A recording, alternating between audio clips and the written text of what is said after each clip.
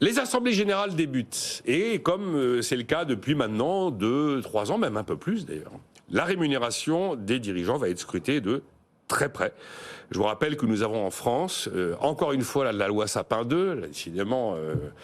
tous les diables sont dans les détails, alors celle-là, elle est bourrée de diables, qui permet en Assemblée Générale d'avoir des votes contraignants de la part des actionnaires sur la rémunération passée des dirigeants. Ah non, ce qu'a touché monsieur en 2022, niet, contraignant, on vient à la case départ.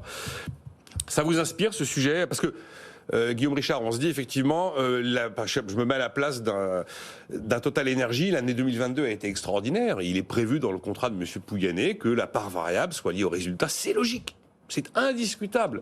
Mais ça intervient dans un moment où il y a des tensions salariales, où il y a de l'inflation, où il y a de la tension sociale. Est-ce que c'est le moment de s'autoriser une forte rémunération à la hausse? Rémunération, je dis bien, et pas salaire, dans le contexte qui est le nôtre, à votre avis? Alors, je trouve que c'est une excellente nouvelle pour l'ensemble des Français.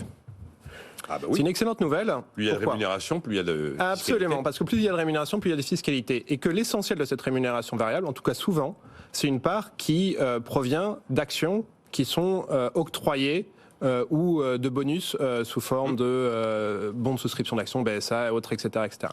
Et donc, qui paye ça? Des actionnaires. Des actionnaires qui sont essentiellement étrangers.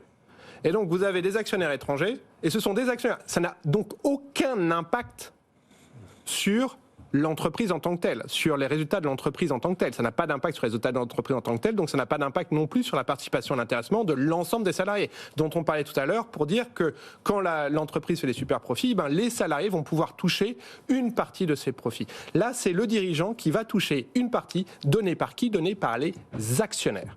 Par des actionnaires qui sont majoritairement, ou qui sont parfois souvent étrangers, et c'est de l'argent qui va être versé à un salarié français qui derrière va payer à peu près 50% d'impôts. Et ben moi, quand j'apprends, par exemple, si M. Pouyanné prend 10 millions de bonus cette année, ça fait 5 millions pour l'ensemble des Français. Je dis merci M. Pouyanné, merci Total d'être capable comme ça de financer l'ensemble des services publics français, l'éducation, la santé, etc., grâce à la performance de son entreprise. Et donc c'est top.